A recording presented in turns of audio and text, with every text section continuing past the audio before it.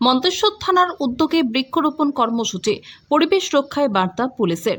পূর্ব বর্ধমান জেলার মন্তেশ্বর থানার উদ্যোগে বিশ্ব পরিবেশ দিবস উপলক্ষে বৃক্ষরোপণ কর্মসূচির আয়োজন করা হয়। শুক্রবার মন্তেশ্বর থানার প্রাঙ্গণে এই কর্মসূচির মাধ্যমে বেশ কিছু চারাগাছ রোপণ করা হয়। পরিবেশের ভারসাম্য রক্ষা ও সবুজায়নের বার্তা সাধারণ মানুষের কাছে পৌঁছে দিতে এই উদ্যোগ গ্রহণ করা হয়েছে বলে পুলিশ সূত্রে জানা গিয়েছে।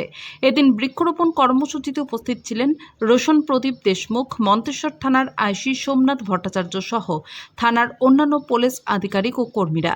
অনুষ্ঠানে উপস্থিত প্রত্যেক পুলিশ আধিকারিক একটি করে গাছের চারা রোপণ করেন এবং গাছগুলির পরিচর্যার দায়িত্বও গ্রহণ করেন। পরিবেশ সংরক্ষণে বৃক্ষরোপণের গুরুত্ব তুলে ধরে তারা সাধারণ মানুষকেও বেশি করে গাছ লাগানোর আহ্বান জানান। মন্তেশ্বর থানার এই উদ্যোগকে স্থানীয় বাসিন্দারা স্বাগত জানিয়েছেন। পুলিশ প্রশাসনের এমন পরিবেশ বান্ধব কর্মসূচি সমাজে ইতিবাচক বার্তা পৌঁছে দেবে বলে মনে করছেন অনেকে। মন্তেশ্বর থেকে কল্যাণ মণ্ডলের রিপোর্ট।